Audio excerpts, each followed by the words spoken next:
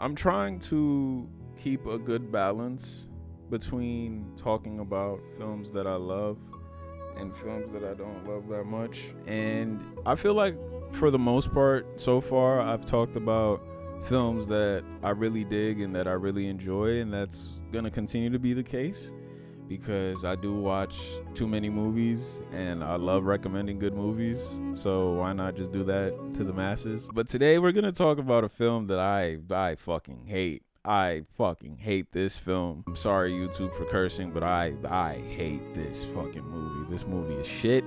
This movie is god awful, and to this day I still don't know how they made this film and how it released and how it even made more than $2. We're talking about Antman fucking 3 fucking Quantumania, whatever the fuck. This movie is what I assume it feels like to actively be in an abortion.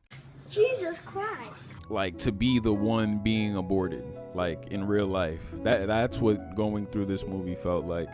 Imagine watching this film in 40x, right? Now imagine watching this film in 40x on your birthday.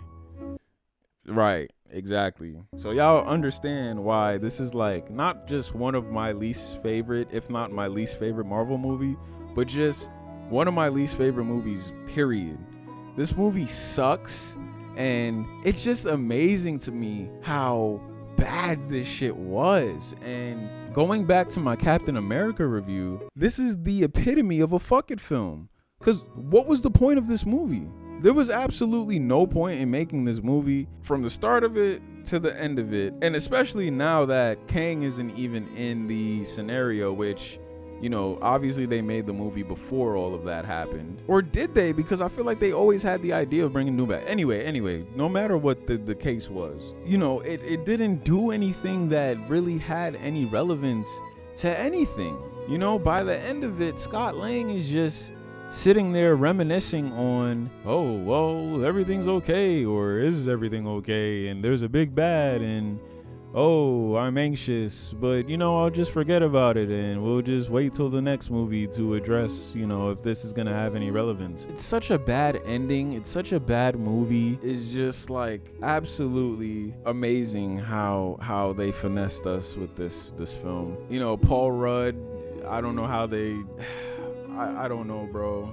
He seemed like he did not want to be there. It seemed like a struggle for him to even say his lines. I think they probably just did once. If they did more than 2 takes for his scenes, that's a surprise, because he definitely just felt like he did not want to be there. Evangeline Lilly, didn't she take a break from acting after this movie? Like, yo, like if that's not an indication of how bad this film was, and I don't know what is. And the fact that the best thing about this, that everybody said was the best thing, was Jonathan Majors, isn't a complete crime too. And this is nothing against Jonathan Majors. I actually hope that he, you know, gets himself back together and has some more roles and moves away from the dumb shit that he had got himself into. But there wasn't much that he was doing. Most of the film was him just aggressively just firing missiles at people and talking like he was, you know, in ancient Mesopotamia. There wasn't really much. I mean, he has motivations, yes.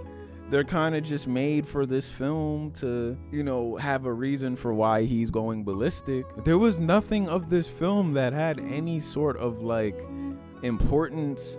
Even if this was a bad movie that, you know, you could sit through, I would be fine with it. Because every movie doesn't have to be The Social Network to me. Every movie doesn't have to be Citizen Kane or The Godfather. You know, I don't ask that for every movie that I watch.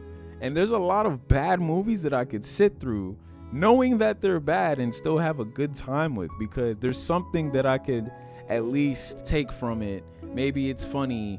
Maybe it's, you know, it has certain moments that I like, but every moment doesn't really connect. Or maybe I just like a certain actor or a couple actors. Or maybe I just really like the director and they had a decent idea of where to go. This movie just has nothing. This is a nothing fuck it film. This is an absolute just a monstrosity of a film. And I remember going to see it. And of course, it's funny Because if she's watching this video, I you know, 'cause we both know that we had a terrible time going through this, and especially the fact that this was a birthday film too. Like, you're really a true champion for sitting there with me through this shit, because this was an amazing disappointment. Wow. She was knocked out the entire movie, I'll say. Mind you, this is 40X, right? So she's knocked out, chairs moving all over the place, right? I'm like in and out of sleep. I definitely fell asleep like 4 or 5 times throughout the movie. And every time I just got shook into madness and just woke up out of my decent sleep. It was Jonathan Majors just going absolute ape shit on the screen. So imagine you just deep sleep. Well, not deep sleep, but imagine you just fall into a good sleep, and then the chair just starts shaking like it's a 7 on the Richter scale type of earthquake. The whole theater feels like it's shaking, and Jonathan Majors is just yelling, killing people on screen, just going crazy. It was a fever dream. It was the worst type of fever dream. And I'm almost jealous because I wish that I was able to sleep through it all, honestly. So that was just aggravating me more. Like, if I was gonna sleep through the movie, I wish I would have just slept through the whole thing and just left it at that. But I kept waking up, and it just kept making me more and more upset. So I pray, I really hope and pray that Marvel doesn't make a film like this again. There's so many source materials and references that you can draw from to make a film, especially when it's centered around superheroes. There's no excuse to make a movie like this ever again. Even on my Letterboxd, which I haven't been on in a while, but this is my lowest rated movie. And I think specifically in my review, I said I fucking hate this movie. I'm going to fact check that and throw a screenshot if, I'm able to find it. But that's just how I feel. This is a very, very bad, terrible watch. It looks bad. The CGI is bad. It's all shot on a green screen, and it just looks bad. It looks awful. There's no consequences. There's no real stakes. The only thing that really would have made this movie better is 2 things. If they would have either, 1, left Antman in the quantum realm with Kang, right? Or Wasp, or both of them, right? Or 2, if they would have just killed Antman. If they would have killed Antman, I would not be making this video right now. Because it would at least have some type of like, oh, okay, there's a consequence to this. There's, something is happening. Something is gonna have some, impending impact for the later films and the later pieces of the franchise. And I'm not saying that every movie has to connect to the next movie and then the next movie and the next movie, right? All I'm saying is that from the start to the finish of the film, there has to be a reason for why I'm sitting through, 2 hours of something, and if I watch a film for 2 hours and feel like nothing has changed and there was absolutely no point in me watching the shit, I'm gonna be upset. I'm gonna be upset, which I am. I am upset. I'm still upset. This movie came out, like 2 years ago, and I'm still upset that we had to sit through this. These movies make too much money and put too much money into them to be so shitty. Honestly, yo. Like I said, I'm not a movie critic, and I'm not here to tell anybody if they're right or wrong about a film, because, film is subjective, right? This is the one exception. I think this film is objectively bad, like objectively a shit film.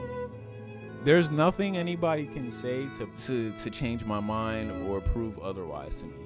This is a garbage film, bar none.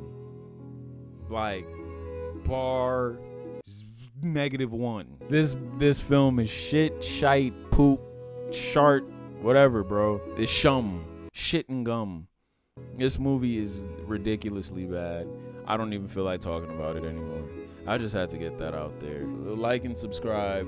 I'm gonna talk about something that's a little bit more palate cleansing, and I still haven't seen Thunderbolts yet, but everybody is saying that it's good.